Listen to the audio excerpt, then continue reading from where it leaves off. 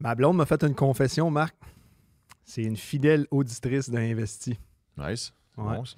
Elle m'a dit qu'elle écoutait pour s'endormir, mais Ah ouais. ça, c'est une autre affaire. Mais... Peut-être pas tant bon, finalement. Ah, tu sais, on recherche souvent de la validation de nos proches quand on Ouais. part un projet. Puis quand elle m'a dit ça, ça m'a fait un petit... jusqu'à temps qu'elle me dise que ça la knockait bien comme faut. Ouais, ça, je sais pas si on devrait prendre ça positivement. là, On mais- sait pas. Hey Marc, j'avais un cadeau d'entrée de jeu, juste Déjà? pour toi. Oh, ouais, Ah, on start de ouais. même, ça a fait réagir les cadeaux la dernière fois. Je t'ai amené un Ah. petit toutou de Bill the Bear. Wow. On peut voir. OK. Mais C'est toi, un- t'es-tu plus bear ou bull? Ah, ça dépend. Ça dépend des marchés, pour de vrai. Ouais, Mais en là, ce je moment, te dirais mettons. que je commence à muter, là. OK. C'est une petite mutation de bull, peut-être Ah. avec des griffes de bear qui sortent, mais... OK. Dans le sens Entre sell les the deux. rip ou... Ben, non, pas... c'est beau toutou, ben oui, la qualité est C'est quand à même mon pas pire. fils, là. Moi, peut-être Ok. le reprendre. Là, mais on peut le laisser là. Mais,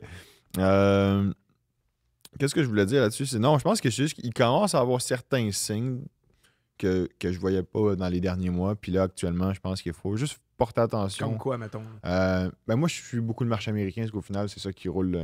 Là. C'est ça qui est important. C'est qui regarde le TSX?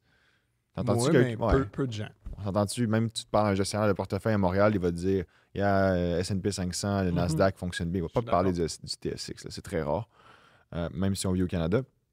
Fait que je regarde beaucoup le marché de l'emploi aux États-Unis. C'est quand même le moteur mondial au niveau de la consommation. Puis, il commence vraiment à avoir des sérieuses diminutions finalement de la quantité de création d'emplois qui a été faite dans les derniers mois. Puis, il y a beaucoup de revisions. Tu sais, j'en avais parlé la dernière Ouais. fois, beaucoup de revisions à la baisse. Fait que si ça, c'est pas bon, il y a des signes qu'actuellement, c'est dans les moins bons chiffres qui sortent depuis 2021. Puis, qu'est-ce que je veux dire par là? C'est que la quantité d'ouverture de postes d'emploi est pour la première fois plus petite que la quantité de monde qui se font lay-off. OK? OK. Fait que actuellement, il commence à avoir un déséquilibre. Puis ça, c'est la première fois depuis 2021 que ça existe. OK? Fait que c'est pas alarmant, hein, mais c'est quelque chose à prendre en considération. Puis, si à un moment donné, tu commences à avoir un certain ralentissement au niveau de la quantité d'ouverture de postes d'emploi, mais est-ce que cette consommation-là qu'on a, qui est comme tout le monde consomme encore beaucoup, va continuer de rester aussi présente? Fait que Ça, c'est un des signes. Y en avait-tu d'autres? il n'y a pas vraiment d'autres signes, honnêtement. C'est la seule affaire que je pense qui pourrait faire peur aussi, c'est que l'inflation est encore présente. Elle n'est pas encore au target, admettons, que la Fed veut avoir. Puis là, on baisse maintenant. On va baisser les taux la semaine prochaine. C'est comme presque 100% sûr aux États-Unis. Fait que, tu sais, la pire chose qui pourrait arriver, c'est une situation de stagflation où tu as finalement un marché d'emploi qui est en décroissance, mais tu as une inflation qui augmente. Fait que ça, c'est pas généralement une situation qui est facile à dealer avec. Genre, comment tu fais pour sortir de là? C'est Mais quasiment on c'est un n'a peu pas compliqué. connu ça depuis longtemps, probablement. Exactement. Depuis que t'es né. Ouais, parce que je checkais, c'était en 80 ou 70 que c'était arrivé la dernière fois, même avant ce que je style de naisse. situation-là. Ouais. Fait que... As-tu l'impression, parce que là, tu disais des raisons, tu as cité le marché de l'emploi, peut-être l'inflation qu'on n'est pas sûr, les tarifs, incertitudes. As-tu l'impression, ton feeling que tu veux sell the rip ou que tu prépares ton portefeuille à vendre parce que ça a trop monté? Souvent, on entend ça, là. Je pense ça va que sûrement descendre, ça a c'est trop monté. une très bonne question. Je pense qu'il y a certains ajustements qui peuvent être smart d'être faits actuellement. Puis qu'est-ce que je veux dire par là? C'est que, mettons, que tu sais, des compagnies que ça a monté de 50-100% depuis 2 ans. Puis il y a plein de stocks qui ont monté beaucoup, OK? Comme Build a Bear. Exact. Tu sais. Est-ce qu'à un moment donné, c'est parce qu'au final, les compagnies, tu sais, ils vont finir par faire des rendements annualisés moyens, on va dire, d'environ 10%. OK? Mais quand c'est rendu que ça fait sur 3 ans que tu fais du 30% par année de croissance de ton stock, est-ce que c'est soutenable sur 10 ans? Mais certains l'ont fait. Si tu veux Certains, avoir, si tu oui. veux avoir un 10-bagger, un 100-bagger... Mais c'est pas la normalité. Mais quand, mettons, tu as un marché globalement qui monte beaucoup, à un moment donné, tu vas avoir certains secteurs qui vont corriger plus. Puis c'est quand même drôle parce que je parlais avec ça à mon père l'autre fois, puis on a regardé un peu certaines positions qui ont été faites à travers différents gestionnaires de portefeuille qui détiennent de son côté, puis tout ça, puis on discutait, puis on voit qu'il y a quand même certaines rotations qui se faisaient. Puis même moi, je pense qu'il y a certaines rotations qui vont commencer à se faire dans des secteurs peut-être plus conservateurs. Comme quoi? Ben, mettons, tu sais, tu pourrais acheter, mettons, il y a le milieu de l'assurance. Peu Ok. importe ce qui arrive, je pense que le milieu de l'assurance, ça va toujours bien performer. Tu sais, United Health est up 30% depuis qu'on en a Puis parlé. c'est drôle, juste par rapport à ça, tu sais, j'ai regardé au niveau des jobs d'emploi aux États-Unis, le secteur qui a eu le plus de création d'emplois dans le dernier mois, c'était le secteur de la santé aux États-Unis. OK. Puis donc, je me suis dit, bon, c'est peut-être un signe ok, que ce secteur-là est encore très résilient. Fait que peut-être qu'il va y avoir une rotation Ben, là-dedans. le secteur de la santé, on en a parlé au dernier épisode, il s'est fait ramasser. Là, tu regardes. Mais exact. Mais s'il s'est fait ramasser comme Oui. ça, Puis qu'il y a quand même. puis on checkait l'autre fois, les multiples, c'était quand même pas si pire que ça. Exact. C'était très intéressant. Très intéressant. OK? Fait qu'à un moment donné, si on n'est pas les seuls qui voient ça, si on est capable de voir ça ici, crois-moi que les gars qui sont 50 dans le bureau, ils l'ont vu bien gros aussi. Là. Ouais, on l'avait pas vu venir, celle-là. Ouais, ils nous écoutent pour ça. Ils sont comme, hey, les gars sont smart. Là. Ouais, mais c'est ça, je me dis, à chaque fois, je me dis, si moi je l'ai vu venir, c'est sûrement Pryston, je suis sûrement trop tard. Ben non, c'est pas toujours Pryston. Même après, l'autre, tu sais, le point de Pryston, c'est que c'est pas parce que quelque chose sort et que le monde le savent que c'est Pryston du jour au lendemain. Ouais, je suis Tu d'accord. sais, un fonds d'investissement, on va dire, qu'on peut prendre n'importe quelle firme à Montréal, on va dire qu'il détient 50 milliards d'actifs, puis là, on va dire qu'ils ont 5 ou 6 milliards dans un secteur. Mais bouger ce 5-6 milliards-là sans se faire spotter Oui. par les compétiteurs. Mhm. Parce que tu veux pas non plus que tes compétiteurs sachent que tu es en train de liquider tes positions. Hey, je tu lisais de comprends? quoi par rapport à ça? Tous les écrans de fumée qu'ils faisaient pour dissimuler leurs moves. Puis... Ben oui, il y en Ben, existe c'est plein. des Puis, tu sais, magiciens, il y a les un gars-là. système que je peux te donner qui existe. On appelle ça des dark pools. Ouais. Puis c'est juste un système, en gros, qui te permet ok, de passer des transactions sans que le monde sache c'est qui est derrière la transaction. Mm. Ok? Il y a des façons d'un peu quand même trouver de l'information, je pense, alentour de ça. Mais je l'ai vu de mes propres yeux. Il y a des fonds à Montréal, beaucoup qui vont faire ça pour pas que leurs compétiteurs sachent quand ils sont en train de liquider une position. Surtout quand c'est des stocks qui sont pas trop liquides. D'autres secteurs que la santé, moi, j'ai checké les commodités quand même. Outre certaines commodités comme le café, c'est quand même très bas historiquement. Là, si tu regardes en règle générale. Je checkais les utilities, les utilités Ouais. principalement des compagnies d'électricité aux États-Unis. Mais si tu as des taux d'intérêt qui baissent en plus, généralement, c'est avantageux pour ce style de compagnie-là, parce que c'est des compagnies qui sont quand même très endettées. Mm. Fait que ça peut être bon pour eux aussi, tu vois. Ce qui les aide, les commodités, ces temps-ci, c'est le dollar US qui Qui descend. déprécie, oui. Ça l'aide l'import-export. Ben, ça l'aide. Mettons, je veux dire, on regarde mettons, juste l'or. Oui. C'est le meilleur exemple. L'or explose encore aujourd'hui. C'est Ouais. fou. Là. Ça explose. Même Mais que là, je c'est un peu regardais. différent. Là, c'est pas du Non, café. c'est pas- différent, C'est c'est pas vrai. une commodité C'est très de différent. consommation, de Ouais, non, je suis production. d'accord là-dessus. Mais pour revenir à ce qu'on disait, sell the rip. Je dirais pas que c'est un sell the rip absolu, mais on va en parler plus tard. Mais tu as préparé ton portfolio Ah. pour Ben, j'essaie en de rendre ça fonction que intéressant. ça va tomber. C'est ça que tu dis. On en parle. Je sais pas si on en parle tout de suite ou Ben, on peut en parler. On a fait un petit portfolio fictif. Ouais. Tu peux peut-être partager ton écran le temps que tu Exact. t'y Je rendes. vais... On En fait, va- on avait parlé, c'est ça. Oui, exact. Ben, on a essayé sur Yahoo Finance de générer un lien public, une URL qu'on mettrait dans la description. Ça n'a pas marché. On s'est rendu compte qu'il n'y a pas grand site qui offre ça. On a trouvé Blossom qu'on va essayer Ouais. au prochain épisode, qui est un genre de Facebook où est-ce que je vois ton pie chart de quel stock Marc Dargy possède d'Eric Morin. On va essayer de mettre les liens. Pour l'instant, au dernier épisode, moi, j'avais fait un seul achat. Je m'étais trompé. J'avais acheté 100 actions de CRM. Quand même 34 000 bonne- sur mon 100 000. Une bonne position. Une bonne position. Puis là, hier, tu as fait ton portefeuille en fonction de ce Ouais, que tu du viens de 100 nous 000. dire, de nous préparer Exactement. un sell de Fait que j'ai fait un portefeuille un peu fancy. Là, tu sais, l'autre fois, je t'ai dit, autant qu'on parle d'ETF, tout ça, puis d'acheter l'S&P 500, puis tout ça, je me suis dit, on va rendre ça intéressant un peu. Ça va être plus... je pense que ça va être plus fun pour tout le monde. On va rire un peu. Comme un pool de hockey en dessous. Exact. Puis, tu sais, genre, c'est de l'argent fictif. On peut bien s'amuser des fois un peu plus. Puis, en même temps, je pense qu'on peut essayer de suivre certaines idées, comme ton qu'on analyse. Ça va être plus intéressant pour tout le monde. Fait que, Et surtout des gens, comme hier, le post qu'on a fait, on a eu 16 personnes qui nous ont soumis des stocks. Hey, pouvez-vous parler de ça, de ça? Évidemment, on ne peut pas en parler de de tout, tout, ouais, c'est compliqué. mais on peut peut-être avoir une entreprise qui nous suscite notre intérêt. Puis Exact. là, on va l'acheter dans notre portefeuille fictif. Fait que ça va nous forcer à la suivre et en Exact. parler. Mais si on en revient un peu sur le portefeuille que j'ai bâti, tu peux partager l'écran ici. Tu sais, j'ai acheté du United Health. Ouais. Belle position là-dessus, ce qu'on avait parlé. Ouais. Je suis d'accord. C'est quoi ce rire?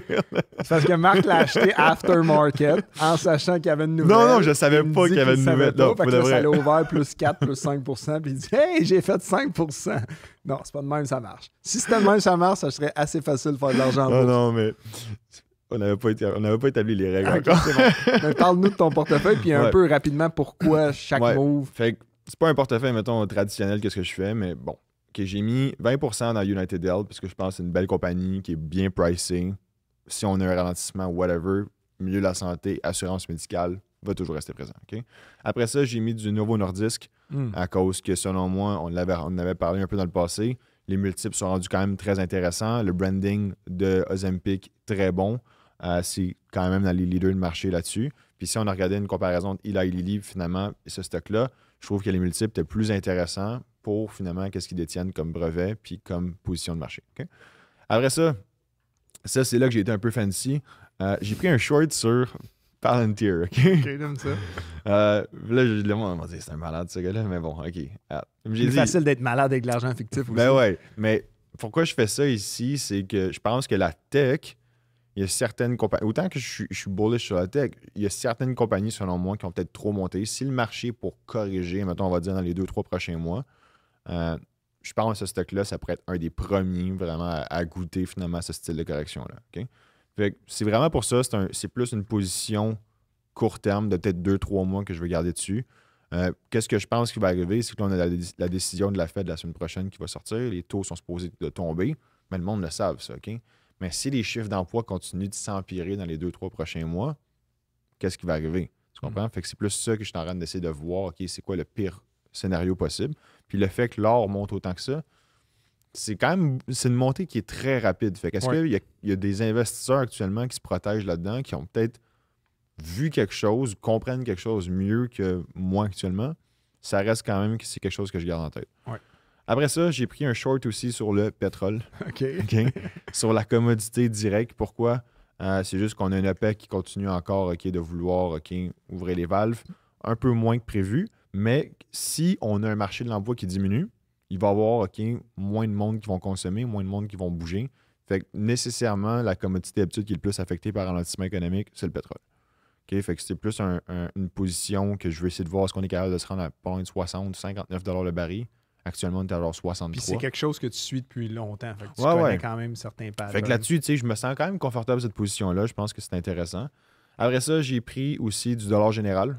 OK. Fait que belle compagnie, selon moi. C'est le magasin qui était tout croche quand tu rentres dedans? Ouais, exactement. Mais le play ici, si encore là, c'est si on rentre dans une période qu'il y a beaucoup de jobs qui finalement qui commencent à être, le monde commence à perdre leur job, ce style de magasin-là devrait en bénéficier plus que des magasins de high-end ou luxury ou c'est des biens non discrétionnaires. Tu comprends que tu n'as pas besoin d'en consommer nécessairement. Okay? Fait que ici, donc peut-être Dollarama serait dans cette optique. Exact. J'ai regardé Dollarama aussi, mais il n'y a juste tellement pas. Il monte toujours ce stock-là. Fait que je me dis, regarde. Pas buy the dip. C'est tough. Il ne dure pas longtemps, en tout cas. Fait que dollar général, une petite position là-dessus. Encore là, lui, je vais regarder comment que ça va traîner à travers les prochains mois. Puis la dernière position que j'ai prise, c'est un peu plus fancy. J'ai acheté un ETF de bonds, mais avec des longues durées. Okay? Fait que des bonds 20 ans, 30 ans. Ouais. Puis pourquoi j'ai fait ça, c'est que si on a les taux d'intérêt qui commencent à baisser, le taux directeur commence à baisser aux States, qu'est-ce qui va arriver? C'est que le taux finalement va baisser, les taux sur les bonds vont baisser. Puis après ça, tu vas avoir finalement une appréciation au niveau du prix des obligations. Okay? Fait que mon idée derrière ça, c'est que j'ai essayé de trouver des obligations qui ont la plus haute sensibilité finalement à la diminution de taux. Puis ces obligations-là, les 20-30 ans, leur duration de convexité, c'est-à-dire leur sensibilité quand les taux d'intérêt baissent, est plus élevée. Un peu comme quelque chose à levier quasiment. Le bêta est plus grand là-dessus que... Exact. Il y a des short-term, mettons, bonds. Fait que là, je me suis dit, regarde, si, admettons, le marché pour baisser, les taux vont commencer à baisser. Les bonds, moi, je vais pouvoir réallouer ce capital-là après par la suite dans des stocks qui vont être rendus à un meilleur prix dans quelques mois si, admettons, ça se passe. Okay. Puis si ça se passe pas, je ne perds pas vraiment beaucoup d'argent. Ça, c'est un horizon de quoi? Court terme, long terme? Celle-là? Oui. 3-6 mois. Est-ce que tu te fixes un horizon à chaque fois que tu prends une position? Bonne question. Tu as des plays court terme, tu as des swings, tu as des... Celle-là, mettons, le pétrole, puis Palantir, c'est vraiment relié ensemble. Okay? C'est comme toutes des edges un peu, mettons qu'il y a un downturn économique. C'est plus que je veux voir c'est quoi qui va se passer au niveau des chiffres d'inflation et chiffres d'emploi. Si les chiffres d'emploi continuent de sortir comme ils ont l'air de vouloir continuer dans la direction qui n'est pas très bonne, définitivement que ces plays-là vont commencer à payer. Puis qu'est-ce que je vais faire? C'est que je vais juste rallouer finalement ce capital-là vers après des compagnies que j'aime déjà, mais que je voudrais acheter un prix qui est peut-être potentiellement meilleur. OK. Ouais. J'aime ça. Tu veux-tu qu'on check les miennes? On peut faire ça. Je m'en rappelle même plus, mais... Euh, Oui, je m'en rappelle. J'ai pris une position attends, sur... je me demande si j'ai accès par contre si c'est mon Oui, je pense que oui. Si tu vas dans All Portfolios... Parce que là, j'allais mis sur une autre plateforme, celle-là. Ah, C'est OK. pas Sur Yahoo Finance. Mais non, moi, je peux les dire, puis on les Ouais. ajoutera au montage. J'ai pris une position sur Lululemon. Ça serait mieux si tu le trouves. Va OK. sur Yahoo Finance pendant que je parle. Lululemon, qui est à des niveaux qu'il n'a pas connu depuis 2016. J'ai acheté à 165 $ le stock, ou 168, on confirmera. Pourquoi j'ai acheté Lululemon? Je pense que ça a descendu. Il y a eu une genre de campagne marketing un peu woke. Il y a de la compétition de Halo, surtout aux États-Unis. En Floride, j'ai un de mes amis qui dit qu'il n'y a plus personne qui achète ça. Il proteste contre toutes les compagnies canadiennes. Lululemon est quand même un fleuron canadien. Ouais. Il y a plusieurs opinions qui font que ça a baissé. Baissé au point des niveaux de 2016 quand il y avait beaucoup moins de boutiques, beaucoup moins de earnings, beaucoup moins de revenus. Ça, je trouve que c'est exagéré. Fait que j'ai pris une position et je porte des shirts Lululemon. C'est aussi pourquoi j'adore cette compagnie-là. J'adore le linge et je suis un gars de linge. Après ça, j'ai pris une position. Qu'est-ce que je fais après m'être acheté du Lululemon? Je m'en vais manger mon burrito chez Chipotle. Ça va ensemble. Le ça, stock a baissé. J'avais dans mon portefeuille personnel, j'avais un ordre limite depuis un bout. Puis là, je me suis dit, ça fait longtemps que je le check. Ça a tombé en bas de 40 $ l'action. Ouais. Encore des plans de croissance sur les 10 prochaines années assez ambitieux. Ils veulent augmenter, je pense, fois 4 ou fois 5 le nombre de restaurants qu'ils veulent ouvrir. Mais eux sont juste aux États-Unis. Non, il n'y en a pas au Québec. Ça, il n'y en a Mais pas au ça, Québec. ça, je me demande toujours pourquoi il y en a pas. La barrière de la langue, c'est sûr. La loi 101, la loi 96, c'est un gros morceau. Il y en a 34 en Ontario. Il y en a 60 au Canada, dont 34 en Ontario, 0 au Québec.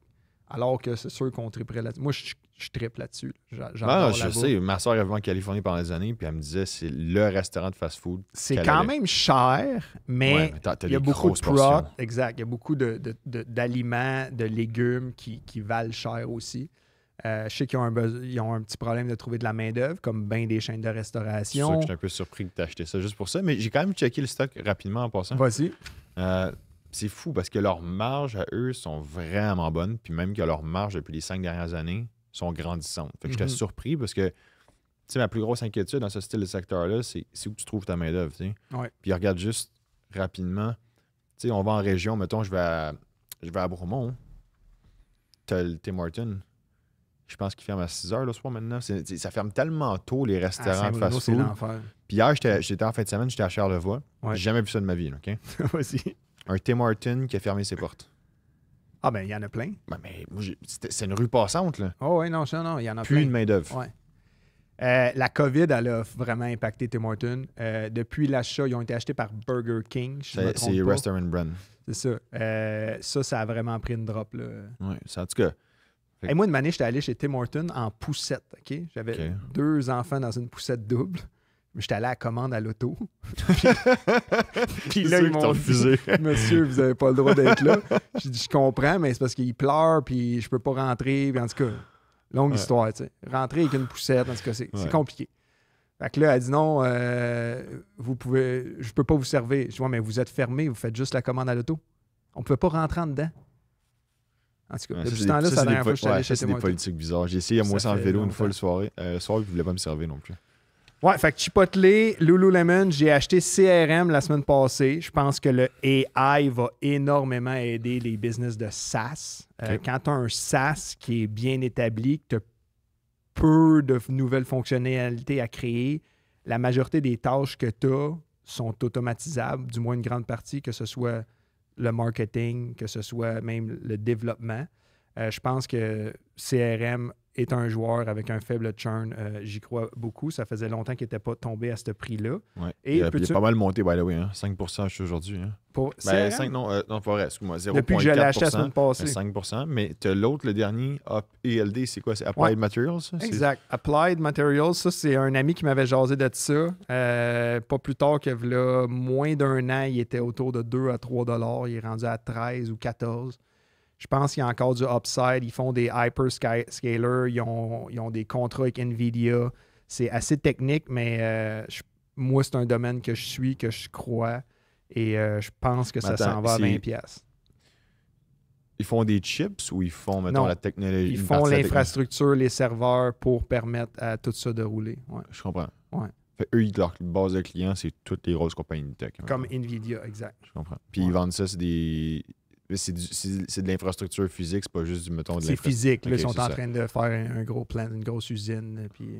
Ouais, fait qu'ils sont dans ça a vraiment boomé quand ils ont annoncé le contrat avec NVIDIA puis quand ils ont annoncé le nouveau centre hyperscaler de je sais pas combien de milliards. C'est une compagnie américaine? C'est une compagnie américaine. Ouais. C'est quand même bien positionné, là. C'est un bon secteur. Ben, on va voir. On va vous tenir au courant. Les prochains segments risquent d'être un peu plus courts. Puis quand on va être sur Blossom, vous allez pouvoir voir. Mais on aimerait aussi que vous nous soumettez vos portefeuilles, que ça crée une certaine communauté, qu'on échange là-dessus. On va peut-être faire un épisode juste sur analyser certains stocks de gens qui nous ont soumis. Un des stocks qui nous a été soumis, je ne sais pas si tu as vu ça. Moi, je connaissais même pas. Celestica. Connais-tu ça? Celestica. Non, lui, je le connais pas. Celestica, c'est une compagnie canadienne. C'est un spin-off de IBM. Le ticker, c'est CLS. OK. Ils ont une croissance, je pense, dans les 5 dernières années d'à peu près 3000 %. Je n'ai pas le chiffre exact, mais j'ai été jeté à terre quand j'ai vu ça. 5 ans, revenue growth, là, c'est 12,7 % par année. Mais en bourse, je parlais? Oh, en bourse, oui. CLS, tu chercheras ça. Regarde ça. En 2023, il était environ à 10-15$. En 10 et 20$ par action, puis il est rendu à 330$. Exact. Moi, je ne savais pas ce qu'il faisait. J'ai jamais entendu parler de ça non plus. Ils font des EMS qu'ils appellent. Là. C'est comme un... Dans le fond, eux autres, ils font le hardware. C'est comme une usine invisible. Puis c'est pour ça qu'on n'a jamais entendu parler. C'est un genre de white label de Electronics Manufacturing Services, EMS. Puis c'est un énorme joueur canadien qui est dans l'ombre des plus gros que lui. T'sais, ses clients, ça va être comme Cisco, HP, qui vont leur permettre d'avoir l'infrastructure, le hardware qu'eux, ils ont besoin pour leurs serveurs ou autres besoins. Mais tu n'en entends pas parler. Ils ont 50 sites dans 15 pays, siège social à Toronto. Ça a été fondé en 1994, comme je disais, une filiale de IBM. Ça a été privatisé par Onex en 1996, puis c'est redevenu public. Moi, ça m'a vraiment intrigué. J'ai un peu recherché plus creux là-dedans. Ça veut dire que c'est Onex qui a vendu finalement sa participation là-dessus? Je ne sais pas exactement, mais c'est revenu public. Je comprends. Puis, il y a quelqu'un qui nous a demandé dans l'audience « Hey, pouvez-vous analyser ça? » À ma grande surprise, je ne connaissais pas ça. 3000 quelques pourcents, quand même assez fou. C'est plus que les 2200 % de Build-A-Bear. Non, mais honnêtement, j'ai même pas vu celui-là. Mais c'est pas grave. Je regarde, mais à première vue, ça a l'air, au niveau juste chiffre, c'est vraiment, vraiment solide. Là. J'ai un return on equity qui est à 14,7, un return on invested capital qui est en haut de 10, une croissance des chiffres d'affaires. Quand tu dis ça, c'est en ce moment. Est-ce que la question qu'on se pose tout le temps quand ça a explosé de 3000 %, est-ce que ça va continuer à monter? Parce que d'entrée de jeu, tu disais, si on se fie à une croissance de 20-30 %, une année, toute chose qui monte va finir par descendre. Mais ça, tu penses qu'il y a encore du jeu pour que ça remonte? Il faudrait que je fasse plus de recherches que ça. Il faudrait regarder. Moi, il y en a affaire que je regarde beaucoup de ce temps-ci. Je ne sais pas pourquoi. Parce qu'il y en a des fois il y en a beaucoup qui vous envoyez des compagnies. Des compagnies que je ne connais pas. Fait que je ne sais même pas c'est quoi le secteur qui sont dedans. Puis il y a une affaire que j'aime aller voir, c'est quoi ton TAM, fait que, ton marché adressable total. OK? Ouais. Puis à partir de là, j'aime ça aller voir c'est quoi les parts de marché que tu détiens là-dessus. Puis regarder, OK, est-ce que c'est genre tu as 2-3 gros compétiteurs, puis c'est comme un peu un oligopole. C'est quoi, pas un monopole, mais. Un duopole. Un duopole ou un. Oligopole. Oligopole, je pense que c'est ça exactement. Ouais. Fait qu'est-ce que ça, t'as-tu 3-4 compagnies qui détiennent l'ensemble de l'industrie ou c'est une industrie qui est extrêmement fragmentée, puis tu peux faire des acquisitions, OK? Quand c'est des industries fragmentées, plein d'acquisitions à faire, c'est quand même le fun, parce que généralement, c'est comme ça que tu finis par grossir tôt ou tard. Fait que c'est ça que j'irais voir là-dessus, sur ce style de ce secteur-là. C'est quoi ton TAM? À partir de là, si je vois qu'il y a encore beaucoup de jus à aller chercher, ben là, définitivement que tu peux grossir ton revenu encore pas mal. Celestica, je checkais la liste des clients, c'est tous des noms qu'on connaît. Là. Puis eux, on n'en a jamais entendu parler. C'est ce qui m'a le plus impressionné. C'est vraiment, il la surnomme l'usine invisible.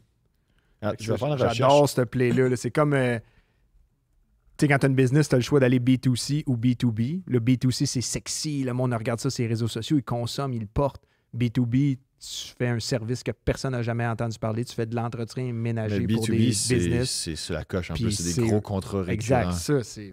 Ouais. C'est meilleur que le B2C, quasiment. Le monde, tu veux pas quitter. Ben, moi, je préfère ça en tant que business person, puis en tant qu'investisseur aussi. Mais... Je vais regarder rapidement, c'est quoi le temps, mettons, de ce que regarde. Mais c'est avec 3265 % en 5 ans. Tu sais, si tu compares, mettons, à NVIDIA, 1312 %, MicroStrategy, 2276. Ouais, c'est assez fou comme. On va dire qu'il y a environ 135 milliards, mettons, de marché adressable. OK, puis je vais aller voir. Tu sais, c'est difficile à. Moi, j'ai de la misère quasiment à croire ces chiffres-là parce que c'est tellement niche, c'est tellement précis ce qu'ils font dans un domaine tellement méconnu que j'imagine qu'ils savent plus que moi, mais comment tu calcules ce 100 quelques milliards-là? Ben, qu'est-ce qu'on pourrait aller faire là-dedans? C'est ça. On pourrait aller voir d'abord juste c'est qui ses plus gros compétiteurs. Ouais. Puis c'est quoi leur taux de croissance. Si tu crois encore à des chiffres qui sont aussi rapides qu'eux ou encore ou la même vitesse, mais tu vois qu'il y a encore beaucoup de genre de croissance ou de demande dans ce secteur. Mais souvent, quand tu regardes les compétiteurs, il faut aussi que tu checkes est-ce que c'est des contrats à long terme? Peut-être qu'ils ont un contrat de 20 ans, les autres avec HP ou Cisco. Peu importe s'il y a des compétiteurs, là, ça leur dérange pas. En tout cas, honnêtement, c'est une compagnie que je vais garder sur ma liste à suivre de proche parce que les chiffres sont vraiment bons. Fait que je vais aller lire plus en détail là-dessus. Il y a 2 compagnies qui ont rentré dans la SP500 cette semaine. AppLovin, le ticker App, up de 11,5 % lors de la nouvelle, lundi, lors de son entrée. 550 % de croissance à la bourse en 1 an. Et Robinhood, un stock très convoité par les Gen Z, up de près de 16 % lundi et 519 %. C'est beaucoup de pourcents là, que je dis depuis tantôt, mais c'est quoi ton take là-dessus quand il y a une entrée au SP500? Tu sais, dans la majorité des cas, ça fait un bond énorme. Ouais. Est-ce qu'après ça, tu dis « Oh, ça, c'est un possible short ». Historiquement, ça rebaisse toujours un peu après l'entrée en moyenne quand tu rentres sur le SP500. C'est-tu de quoi que tu regardes, toi, les stocks, genre lesquels sont, mettons, 503e, 502e, 501e et qui ont des chances de rentrer dans le SP500? J'investis dans eux et j'espère qu'ils rentrent puis faire un 10-15 %. J'ai jamais regardé ça. Je pense que ça, c'est des trades très probabilistiques, statistiques, dans le sens que ça va être des systèmes qui vont exploiter ça, algorithmiques, puis qui vont, d'après moi, qui sont juste plus... Fait que c'est pas quelque chose que tu regardes. Non. C'est quand même... Mais c'est très niche. Ouais. C'est très, très niche. Je pense que c'était mieux de te concentrer à trouver une belle compagnie de qualité, puis si elle rentre là-dedans ou elle rentre pas là-dedans, ça ne change rien au final. Là. OK. Mais c'est vrai que d'habitude, qu'est-ce que tu vas avoir? Tu vas avoir définitivement un bounce quand la compagnie va rentrer, parce que là, tu vas offrir un plus grand pool d'investisseurs qui va devoir acheter ce stock-là, juste à cause que c'est dans un indice qu'il faut qu'il y a plein de fonds d'investissement qui viennent acheter une participation. Mais 16 % une journée, Robinhood. Oui, mais Robinhood, c'est un peu des meme stocks d'une certaine façon. C'est tellement une compagnie qui c'est comme des affaires de Diamond Hands, tout ça. Fait que t'as peut-être ce gros... Ouais, j'avais ce préjugé-là, mais je regardais les chiffres, ça fait quand même du sens. En termes je dis pas de que ça n'a pas de sens, mais en termes de surévalué, nom, en termes de nom, tu sais, des noms de compagnies que c'est comme... Oui. C'est un meme stock. Là. Mm-hmm. Hey, on peut-il avoir le temps pour voir combien il nous reste à peu près, où il est quelle heure? Je demande à l'équipe technique. Je suis rendu assez big après 8 épisodes. Je peux coller des shots demain. Moi, il y a une affaire que j'aime faire, puis ça, c'est ma petite cachotterie. J'aime investir pour le fun dans des tickers qui ressemblent à des tickers connus. Juste pour profiter des erreurs des gens qui n'investissent pas dans le bon stock. Okay. Exemple, App, APP. Une des compagnies que je possède, c'est Apps, APPS. Okay. Qui bénéficie d'un volume de gens qui font une erreur, voient la nouvelle sur le SP500 de App, pensent que c'est l'autre compagnie, achètent, puis l'autre stock est en hausse, et c'est le cas actuellement. Mais c'est drôle. Ouais, je viens de voir ça, c'est vrai, puis il y en a pas mal qui se ressemblent. Il y a des études qui démontrent que jusqu'à 5 % du volume de certaines actions peuvent provenir d'investisseurs confus entre takers qui sont proches. J'espère que c'est pas les 5% gestionnaires de portefeuille que je connais. Non.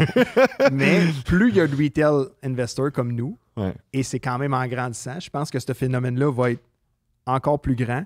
Je me rappelle, durant la COVID, Zoom, qui est un stock qui avait fait x10, x15, je ne me rappelle plus combien, tout le monde utilisait Zoom avec le télétravail. Mais il y avait un stock qui s'appelait Zoom, le ticker Z-O-O-M, alors que le vrai Zoom vidéo, c'était Z-M. Mais Zoom vidéo, je pense qu'il y a une certaine journée qui ont le ticker Zoom, qui s'appelle Zoom Technologies, qui est une compagnie, j'ai aucune idée de ce que ça fait, mais c'est pas la compagnie qu'on connaît qui s'appelle Zoom. Ils ont suspendu le trading une certaine journée tellement qu'il y avait de volume sur ce petit stock-là, parce que tout le monde achetait le mauvais stock. Mais t'imagines, tu es shareholder là-dedans, tu es CEO, puis là, du jour au lendemain, tu fais 40% une semaine, mais tu n'as aucune nouvelle. Parce qu'il y avait tellement de trafic, c'était fou. Là. Ça, je le suivais. Et un de ceux qui bénéficient de ça, je pense, c'est TLSA.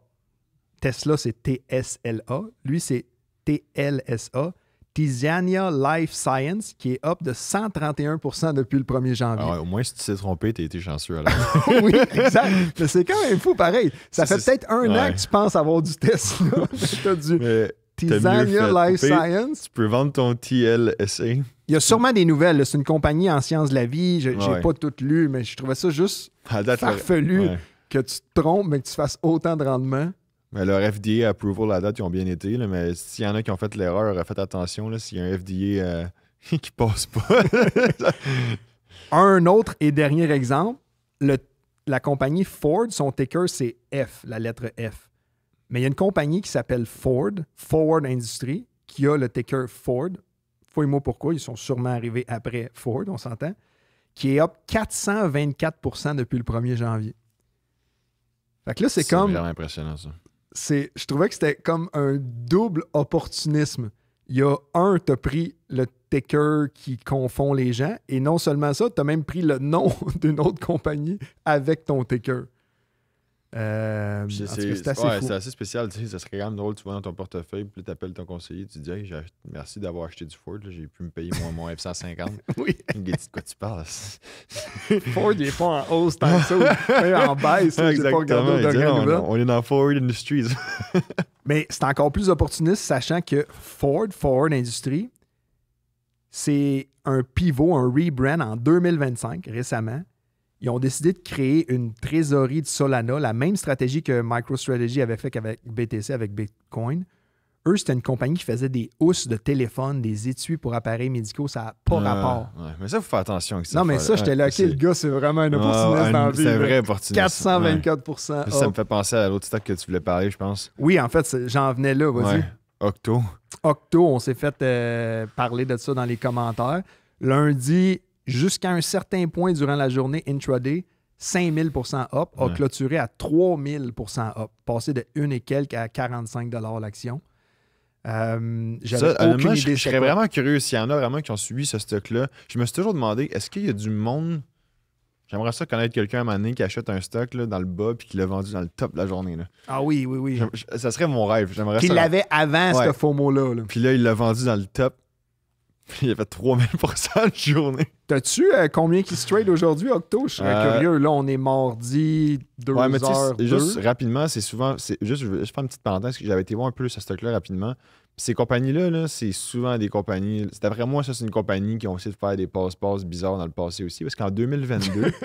non, mais ça, c'est du classique. Là. En 2022, le stock était à 3600 $ par action. OK. Puis là, il était tombé à des peanuts, là, 2 piastres. 1 piastre, 2 piastres, 1 piastre. Puis là, dernièrement... split ou split. Ouais, mais quand tu... Je sais pas, là. C'est quand même bizarre. Je donne le bénéfice du doute. Puis là, il était à 1,57 au début du mois. 1,57 au début du mois. Puis là, il était monté... Il est monté, je pense, à pas moins de 80 $ par action. Il y a Il a arrêté hier, je me trompe pas. Je pense qu'on a un petit problème avec la technique. Je sais pas si c'est plugué, mais moi, ce que je voulais dire par rapport à là, dans mon flow d'idées il y a des opportunistes qui jouent avec le nom ou qui font un pivot. Eux autres, c'est un classique move d'être opportuniste. Là. J'ai 100%. lu sur la compagnie. T'as-tu lu un peu? Ben, c'est quoi qu'ils font déjà? Eux autres, tu sais, Sam Altman... Bitcoin mining, ouais. Sam Altman, avec une autre personne et sûrement d'autres gens, ils ont créé le WorldCoin, là, qui s'appelle ORB, là, qui est un système qui va scanner ta rétine puis qui va attribuer comme un numéro à chaque personne sur la planète avec un ID de toi, Marc, t'es le numéro 5600, non. Ouais. Puis, il espère dans un monde plus futur que le AI générerait de l'argent, que ça, cette monnaie-là pourrait se servir à distribuer une genre de ristourne. Mais là, ça, c'est far-fetched plus loin. À court terme, c'était plus ce système-là de scan de rétine et tout ça. Puis, ils appellent ça le WorldCoin. Puis, Octo a annoncé qu'il voulait se rebrand à ORBS, qui est un S de plus que Orb, le système que je te parle d'identité unique avec le scan. Fait que là, ça a explosé de 3000%. Ouais. Ils ont annoncé qu'ils voulaient devenir une réserve de WorldCoin, une genre de trésorerie, un peu comme l'autre qui est une trésorerie de Solana. Mais j'ai l'impression que c'est des playbooks qui s'envoient par courriel. Hey, essaye ça, change tel mot. Selon moi, c'est des pump and dump. Là. Ouais. C'est supposé être 100% illégal, mais il y a du monde qui font une petite passe-passe d'après moi derrière ça. Ben, j'ai creusé là-dessus. J'étais vraiment intrigué par à quel point il y a du monde opportuniste et qui pump and dump et qui mettent en danger les économies de monsieur, madame, tout le monde qui investissent là-dedans. Si tu regardes, là, il y a cette opportunité-là dans le AI aussi. Tu sais, tu as des compagnies qui se rebrandent avec le, mettons, C3 AI. Là. Ah ouais, juste comme ça, c'est dans le ticker AI. Moi, quand j'avais vu ça, j'étais là, non, ça. Puis effectivement, down de 55% depuis le 1er janvier. Juste, on fait juste parler aussi, mettons, de la compagnie là, Octo. Là. Ouais. Tu sais, il y a eu un private placement, donc il y a quelqu'un qui a décidé, un groupe d'investisseurs qui ont décidé d'acheter une tranche, mais c'était genre 1,80$ par action. Là. Plus ça se transige à 80$. Là. Genre... Mais il y a eu aussi, ils voulaient mettre comme CEO sur le board, je pense que c'est Dan Ives, qui est un célèbre analyste tech. En tout cas, il est connu aux États-Unis, que lui, il s'impliquait. Tu sais, peu importe la compagnie, tu viens de faire 30x de croissance dans ton stock en 2 jours. Mm. Genre, en tout cas, je sais pas c'est qui achète ça ici, là, mais... Mais si tu regardes les autres rebrands, là, mettons en 2017-2018, quand c'était rendu cool d'ajouter le mot crypto ou de plugger ça dans ton rapport annuel, à part Riot Blockchain et Marathon Digital, qui à l'époque, Mara vendait des breuvages ou d'autres cochonneries, et Riot était une business de biotech. À part ces deux-là, la liste, là, je te nommerai des noms. Long Blockchain, LBCC, eBan International, eBond, c'est tous des business qui sont soit mortes, soit down de 90%. Exact. Et ils ont ajouté à cette liste-là Octo Holdings, OCTO. Non, moi, selon moi, cette affaire-là, mon opinion, c'est que ça va retourner très, très bas. Tu sais, un indice que je trouve que de rebrander en étant opportuniste, soit en ajoutant le mot AI ou crypto à l'époque, je pense pas que Google va se renommer Google. Non, mais non. Quand tu vois un rebrand de même, là, je trouve que c'est... Ouais. Mais surtout, tu regardes la compagnie, c'est surtout des compagnies de ces market cap-là. Okay? La compagnie, elle vaut 137 millions en ce moment de market cap, mais elle était à 1 pièce, on va dire 2 piastres, là, pour rendre ça facile. On va dire qu'elle était à 40, fait qu'elle était quoi, 2 fois, elle était 20 fois plus petite. 20 fois plus petite, fait que 140 divisé par 20, ça fait pas beaucoup d'argent comme compagnie, tu comprends? Ouais, mais surtout qu'ils vendaient d'autres choses qui n'ont pas rapport à C'est pas une grosse compagnie, là. Oui. Fait que c'est le style de grosseur de compagnie que tu vas souvent avoir des trucs bizarres comme ça. On a d'autres earnings qui s'en viennent cette semaine, dont Guru Energy Drinks le 11 septembre. Le stock a monté pas mal, by the way, dernièrement. 2,80$. Non, non plus, je sais pas pourquoi, mais j'ai regardé ça ce matin et j'étais comme, waouh, ça monte de ce temps-ci, ce stock-là. On aimerait beaucoup avoir le président, le CEO de Guru qu'on a invité. Il nous a dit, je peux rien dire, je peux pas parler à personne jusqu'au 11 septembre, qui est une règle courante quand tu vas dévoiler tes résultats. On va faire un suivi avec lui. Ça serait assez fou d'avoir un CEO d'une compagnie publique. Ça serait vraiment le fun. Surtout que c'est une belle compagnie du Québec. Oui, exact. À part ça, moi, j'avais une couple d'autres sujets. Les IPO cette semaine, je sais que tu ne suis pas tant ça. Je vais quand même suivre ça, les IPO, c'est sûr, surtout quand c'est des gros noms. Là, je sais que tu as mis Klarna. Klarna, yeah. Ouais. Je le dis en anglais, même si c'est suédois, là, mais... 90% de leurs clients, c'est quand même aux États-Unis. Ouais, Klarna, Buy Now, Pay Later. Est-ce qu'il y a trop de compagnies de même? Là, je t'en nomme une couple. Afterpay, Affirm, ShopPay Installment de Shopify, Sezzle. Qu'est-ce que tu en penses de l'IPO de Klarna? Ils ciblent un prix d'ouverture autour de 35 $ à une valorisation de 14 milliards. Fait à noter, il valait 45 milliards à son sommet en 2021. Privé.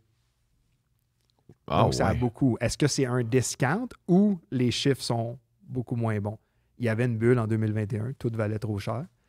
45 milliards. Ils ont raté la fenêtre d'opportunité de rentrer en bourse. Ça fait longtemps qu'on en parle de ce IPO-là. Est-ce que c'est que les investisseurs veulent faire un exit puis ils se rendent cotés en bourse? C'est un bon point que tu amènes. C'est un bon point. Mais ça donne beaucoup espoir au marché des fintech, au marché des IPO, de voir un nom assez connu arriver. Parce que c'est rendu problématique, je pense, depuis plusieurs années. Il y a beaucoup de monde qui ont peur sur est-ce que finalement le marché public, c'est toujours aussi intéressant qu'avant.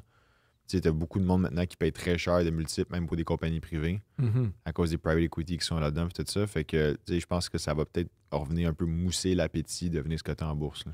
Ça peut aider là-dessus. Oui, ça reste que tu es assez bien quand tu es une compagnie privée. Puis tu t'en rends compte quand tu deviens public. De J'en parle avec expérience, même si j'ai fuck all l'expérience là-dedans. Non, mais tu peux le lire, tu le vois, les responsabilités légales que tu as, c'est complètement différent. Là. Ouais. Il y a des plus petites compagnies, là, j'avais lu, juste d'être listé au Nasdaq par année, là, ça coûtait 4-5 millions, juste en frais, avocats, comptables, filings, quarterly earnings. C'est très compliqué. Fait que si tu fais, je sais pas moi, tu vends des housses de téléphone ou des étuis médicaux comme l'autre compagnie qui se rebrand, puis tu fais, je sais pas moi, 40 millions, puis ça t'en coûte 5 juste à être là. Tu viens de manger des marges. Ben, tout, dans le fond. Tu viens de tout manger ton profit. Ouais. Mais Klarna, pour répondre à ta question, un peu le Buy Now, Pay Later, ce modèle d'affaires-là, je sais pas à quel point c'est soutenable pour de vrai. Je me questionne vraiment si à un moment donné, il va y avoir une bulle là-dedans. Mais tu sais quoi, moi je pense qu'eux-mêmes se questionnent, puis c'est pour ça qu'ils sont en train de développer d'autres services financiers plus élargis. C'est un domaine que je connais assez. Chez Poche et Fils, on utilise Sezzle, on a utilisé Afterpay avant. Affirm est quand même une grosse compagnie avec des deals avec Amazon. Mais tu sais, c'est l'affaire que je veux dire, c'est que tu peux financer littéralement n'importe quoi. Tu peux mettre une affaire de genre quoi, 80 $. Tu peux payer en plusieurs versements. Mais quand ça a sorti, le Buy Now, Pay Later, c'était littéralement la nouvelle carte de crédit. Oui, mais c'est ça le problème. C'est que là, ce qui arrive maintenant, c'est quoi la réelle dette du monde? Tu as une carte de crédit. C'est pour ça qu'il y en a beaucoup qui disent qu'ils ont peur, parce que c'est quoi le taux d'endettement réel des ménages? Ah oui, ça, j'aime ça. OK, parce que si tu sors le taux d'endettement selon Visa ou Mastercard ou whatever, ça exclut. Mais oui, mais ça n'apparaît pas sur ton rapport de crédit. Ces affaires-là, c'est toujours ça qu'ils te disent. En tout cas, c'est ça qu'ils disent. Oui. Mais c'est assez fou, hein? C'est vrai. Puis là, après, puis en ce moment, si tu regardais j'ai regardé les statistiques dernièrement sur. Tu sais, c'est comme. Ah non, je suis pas tant endetté, là, je dois 1000$ sur ma carte de crédit. Ouais, mais t'as genre un divan puis un four qu'il te reste 3 paiements dessus à faire. Puis... 3 livres, des crayons, des oreillers. C'est assez fou, ça, que tu peux buy now, pay later, quelque chose qui vaut 2$. Tu veux qu'il fasse quoi avec un huissier pour faire une repossession de ton crayon à mine, genre? Non. Tu comprends? C'est ce que je veux dire. Non. C'est là que j'ai de la misère. Ouais. C'est tellement des micro-prêts. C'est du micro-prêt, qu'est-ce qu'ils font? Ouais. À des taux qui sont super élevés. Ils sont en train d'élargir carte de crédit. Ils ont un deal avec Visa, Klarna. Compte d'épargne, outils bancaires mobiles. Ils ont des licences en cours au Royaume-Uni. Potentiellement une licence bancaire aux États-Unis. Et ils espèrent que le IPO lève assez d'argent puis fasse assez de bruit pour closer cette licence-là. Un peu comme SoFi a réussi en 2022 à avoir une charte bancaire. SoFi est un stock qu'on se fait beaucoup parler, qui est passé de 4-5$ à 25$. Ouais. Selon les analystes, est surévalué d'une vingtaine de %. Le price target est à 20$. J'ai l'air de sortir ça de même. Je me suis couché tard. Je me suis couché tard, j'ai bu bien du café. T'as-tu un take sur SoFi? Il me semble que c'était quoi que tu avais regardé ou que. SoFi, je ne l'ai pas assez regardé. Je l'avais regardé dans le passé, parce que je sais que leur publicité, ils font beaucoup de marketing, ils font beaucoup de bruit. Mais si je ne me trompe pas, c'est une banque qui est digitale, qui est en ligne, c'est ça? Oui. Mais pas juste digital. Ben oui, je pense que c'est encore juste digital. Il faudrait qu'on check. Mais ils ont eu une approche un peu différente. C'était comme la banque cool. Ouais, C'était comme mais la trending banque cool, sur ok. Reddit. Je comprends que c'est cool, mais à un moment donné, tu sais que les multiples, OK, une banque, là, Non, ouais. à, C'est cool, 50, c'est cool. à 52 fois de bénéfices, c'est pas cool pantoute, ça. OK? Pour une banque, non. Mais l'affaire qui est cool, par contre, c'est qu'ils sont à 43% d'augmentation de revenus par année sur les 5 dernières années, mais le stock n'a pas bougé depuis 5 ans. De SoFi? SoFi. Mais non, il y a le stock qui a bougé. Ah, Non? peut-être pas depuis 5 ans, mais dans la dernière année, il y a... Ben oui, dans la dernière année, mais sur 5 ans, il a quand même pas vraiment bougé. Regarde, Oui, je veux oui, mais dire- attends une minute. OK, ça, c'est bon que tu en parles. Ce stock-là, je l'ai suivi, moi, quand il est rentré en bourse. Il est rentré en bourse via un SPAC. OK?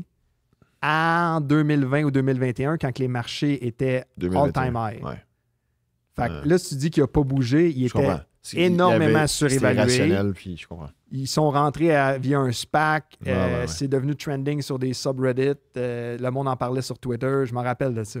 C'était comme, c'était comme le mouvement anti-banque, mais on achète une banque. Mais en même temps, tu sais, la vraie question là-dessus, c'est qu'il faudrait que tu évalues est-ce que c'est vraiment un modèle d'affaires qui est derrière, qui est comme une banque traditionnelle, oui ou non?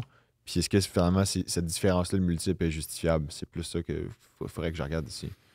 Moi, il y a une affaire que j'aime avec SoFi, puis c'est une affaire que je veux t'amener sur le prochain sujet.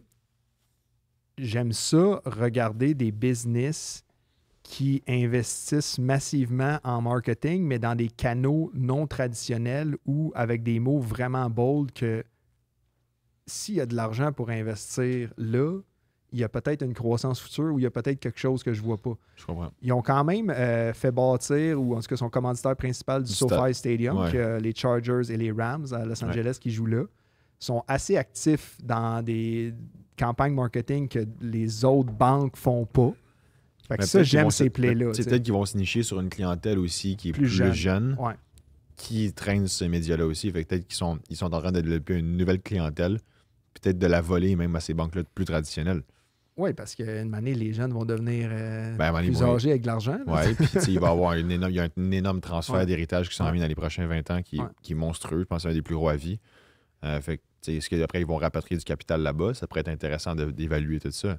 Je pense que c'est pour ça que ça fait autant de bruit, qu'il y a autant de monde qui nous en parle. Malgré tout, je pense qu'en ce moment, c'est surévalué. C'est mon opinion. Il faudrait que je fouille plus là-dessus. Tu sais, c'est qu'on se fait vraiment pitcher. On se fait beaucoup de pitcher, stock. c'est tough. Là. On n'est Ouais, pas ouais. des GPT, là, nous autres, on n'est pas des ordinateurs. ouais. Même que je cherche la je serais feuille de connecté SoFi 40 depuis heures tantôt. semaine à juste faire de l'analyse de stock si je répondais à tout ce qu'on reçoit comme demande. Non, mais SoFi il est up 270% dans les 12 derniers mois. Ouais, dans les 12 derniers mois. 44% de growth de revenus, de nombre d'utilisateurs. Mais ça demeure juste 12 millions de clients. Tu vas me dire 12 millions, c'est beaucoup. Mais s'il y a 350 millions aux États-Unis qui ont la majorité des gens, y compris les enfants, ils ont un compte de banque. Mettons qu'il y a 300 millions de comptes de banque. Probablement plus. Il y a du monde qui ont, comme moi qui ont 3-4 comptes de banque. Ouais, qu'est-ce qui serait intéressant de Il y a savoir? peut-être C'est que dans 1 ces milliard de clients-là- comptes de banque là, et même plus. là. C'est ça, mais sur ces 12 millions, c'est pas beaucoup. Hein. C'est vraiment pas beaucoup, 12 millions de C'est clients. ça que je me C'est dis. rien. Belle hausse, 44%, mais là, tu as monté jusqu'à 12 millions. OK, maintenant, passe à 25 millions. Mais la vraie sûr. question, c'est que ces 12 millions, ça serait le fun de savoir c'est quoi la quantité de monde aux États-Unis qui détiennent plus que 2 comptes de banque, avec des banques différentes. On devrait hein. chercher. Puis après ça, deuxièmement, chez les clients de SoFi, c'est quoi, mettons, le pourcentage de clients qui détiennent un compte uniquement avec eux ou avec plus de 2 banques? Fait qu'on pourrait voir si c'est vraiment des clients, une vraiment nouvelle niche de clients uniques qui sont rendus 100% là. Ou finalement, OK, c'est des clients qui font juste tester un peu les autres. Ah, il nous donne des devoirs en maudit, le monde qui nous commande. Ah, non, Moi, j'ai fait une coupe de recherche. J'adorais le potentiel de Galileo, qui est comme une branche, une filiale, un de leurs outils, qui est un Play B2B, qui est utilisé par d'autres fintech. Fait que ils appellent ça un BaaS, Banking as a Service, au lieu d'un SaaS. Il a généré 400 millions en 2024, pas énorme. C'est mais quoi qu'ils font exactement, ça? ils permettent à d'autres startups, d'autres fintech, d'autres banques d'utiliser leur système puis de bâtir, exemple, mettons une interface utilisateur que tu as ton hypothèque, tu as ton compte de banque, tu as tout. Puis eux, ils développent la je tech. comprends. Ah Ça, ouais, j'aimais cette play-là. Puis je pense que c'est price. Pourquoi c'est aussi je élevé comprends. que les analystes disent oh, c'est surévalué, le price target devrait être de 20 et 78, il se trade à peu près à 26. Je pense qu'il y a cette play tech-là qui amène une valuation plus grande. Sur ce, mon prochain point est peut-être le dernier. Il doit rester une dizaine de minutes à peu près. Le stade, le SoFi Stadium, je t'en parlais un peu plus tôt, moi, j'aime regarder justement qui est-ce qui commandite des podcasts qui sont un nouveau média ou qui est-ce qui fait des moves un peu différents. On sait que le budget marketing, c'est souvent un des premiers que tu coupes quand que ça va mal ou qu'il y a un 100%. ralentissement, mais tu coupes encore plus de quoi qui est futile, genre de la merch ou l'investissement un peu far-fetched dans tel autre média. Ouais. J'ai une bonne histoire à te raconter par rapport à ça. Un de mes amis, qui est un ami de la famille, Richard, je te salue.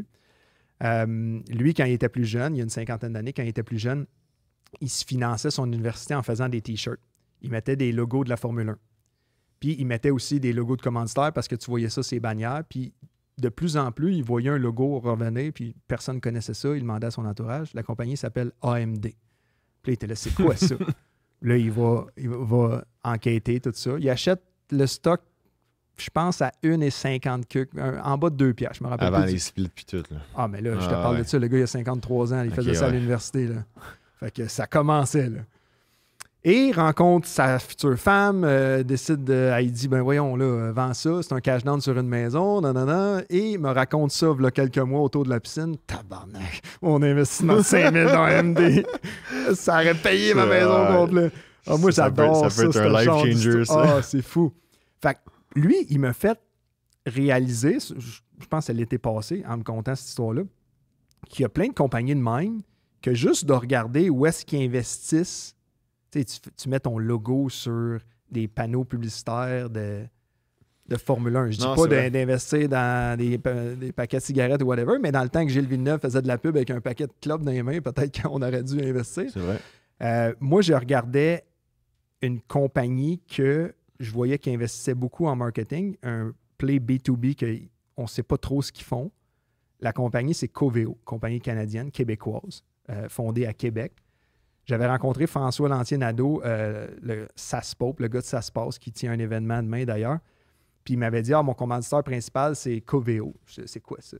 Comme s'ils ont de l'argent pour commanditer. Quand même un bon montant que je ne révélerai pas. Puis j'avais décidé de prendre une position juste parce que, basé sur cette thèse d'investissement-là, le stock est largement en hausse. J'ai checké hier, 60% depuis le 1er janvier. Je suis vraiment, vraiment content d'avoir rencontré François et qu'il m'ait parlé de ça. Mais souvent, c'est des tips que le monde te donne de « Crème, ils ont tel budget, un petit podcast vraiment niché qui parle de SaaS au Québec. » Je sais pourquoi ils font ça. Tu sais, c'est même pas un play d'avoir de la visibilité. Là, en y parlant, il m'a appris que c'est un play pour trouver de la main-d'œuvre. Ils ont besoin de devs pour développer leur SaaS. Ça veut dire que ça va bien, là. Exactement. Si t'es rendu à investir autant dans des petites affaires de même, je me suis dit, c'est peut-être un hasard. Je pense que c'est une super belle compagnie, mais les price targets gros, sont... C'est comme compagnie. 870 millions de market cap. Ils ont des très bons clients. Ouais. Eux autres, ils font une recherche qui est propulsée par le AI. Mettons, tu as un FAQ, puis tu as un chatbot, puis tu veux diminuer le nombre d'étiquettes, mais une grosse compagnie va utiliser leur système qu'ils vont personnaliser à leur base de données. Intéressant. C'est fou. Il existe tellement de compagnies. C'est incroyable. Ouais, finalement, c'est un podcast de stock picking. On dit de pas en faire, mais on fait juste parler de ça. Non, mais tu sais, ce qui est quand même le plus impressionnant dans tout ça, c'est que si on regarde juste l'historique, mettons des large blue chip, les compagnies de tech américaines, puis tu regardes leur historique d'acquisition depuis les 10-20 dernières années, c'est des milliers de compagnies. Mais c'est comme ça qu'ils ont grossi principalement. Oui. Fait que tu sais, il y en a tellement de nouvelles compagnies de tech qui se font acheter. Qui se font acheter puis qui sont constamment en création et en développement. C'est juste impressionnant de voir à quel point ça grossit toujours. Ça. Y a-tu d'autres sujets que tu veux aborder avant le prochain épisode ou faut regarder avant le prochain? Moi, il y en a un dernier. Je tourne mes feuilles, je viens de le voir. Que certains appellent le prochain Starbucks. BlackRock Coffee, ticker BRCB, qui rentre en bourse cette semaine. Je crois que c'est vendredi. BlackRock Coffee. Je connaissais pas ça. C'est un café qui vient de l'Ouest américain, pas loin de Seattle, où est-ce que Starbucks a parti.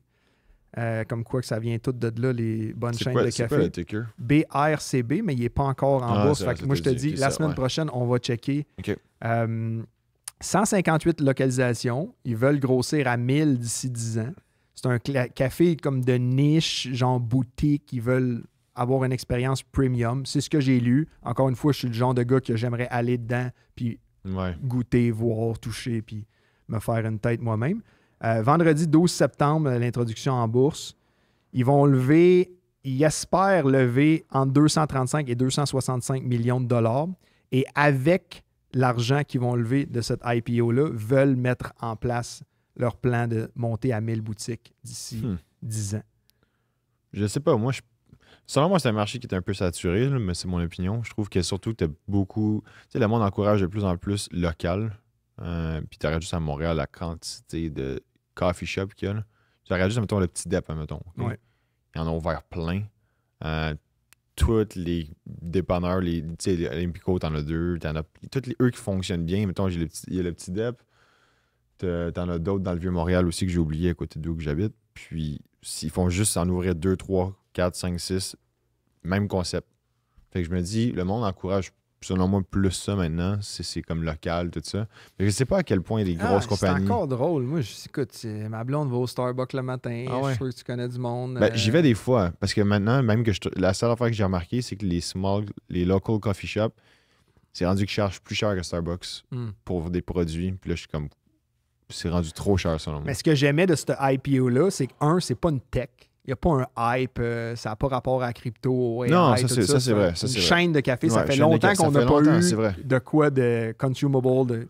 Mais c'est le branding Starbucks là-dedans. connaît les difficultés. Fait que là, eux autres, ils arrivent comme... Ouais. J'ai le feeling que ça va driver des investisseurs qui vont vendre Starbucks, qui vont aller là.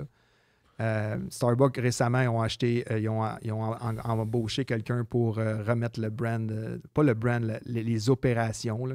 C'est juste le temps que t'ailles ton maudit café. Là.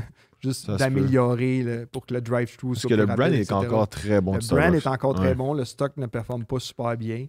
Les marges sont en décroissance. Les same store sales sont en décroissance depuis 7 trimestres. Je suis allé checker ça, qui est une première. Là. Ça n'a jamais été... aussi. Je sais pas, c'est... Anyway, suivez ça. On va suivre ça. Ils ont fait 95 millions BlackRock Coffee dans les 6 premiers mois de 2025. Ils sont rentables, eux, ou non? Non, perte nette à 1,9 million. À vendre des cafés. À vendre des cafés. Crème. Mais ils vendent pas des cafés, ils vendent... L'expérience. Des franchises. Je sais même pas si c'est une franchise. En tout cas, on va suivre ça. On va suivre ça, oui. S'il y a d'autres sujets que vous voulez qu'on creuse puis qu'on se couche à 1h49 puis qu'on me texte le soir, « Hey, j'ai trouvé telle affaire », vous nous le dites en commentaire et abonnez-vous à la chaîne YouTube. Les abonnements, c'est le nerf de la guerre. C'est ça qui nous permet de, activer la monétisation YouTube, qui va nous permettre de peut-être éventuellement manger le soir, engager quelqu'un, et qui va nous permettre d'attirer des commanditaires. On recherche 3 commanditaires. Si tu écoutes ça et tu as écouté jusqu'à la fin, tu es peut-être 7 personnes-là. Il y a 3 plans, 1 place par plan. Et c'est à partir de 750 par épisode. Donc, c'est pas donné, mais on croit, nous autres, à nos forward guidance. Où est-ce qu'on va être dans 12 mois? Puis on price là. Ouais. On price pas le passé. Non, mais on sait que la street va nous donner une évaluation assez élevée. C'est pour ça que j'ai mis la veste encore une fois aujourd'hui EBITDA, parce qu'on sait que les multiples vont être élevés. Là. On va vendre la veste EBITDA autour de 125 $. Ouais. Tu vas me dire que c'est un price point élevé. Le cost est élevé parce que c'est un matériel incroyable. C'est fait ici. Puis, c'est ça. Si jamais vous en voulez, on va aussi mettre le lien. Faites à la main au Québec, guys. Fait que allez nous encourager parce qu'il faut qu'on réinjecte dans l'infrastructure pour aller chercher plus de rendement. Hey, merci. Merci à vous autres.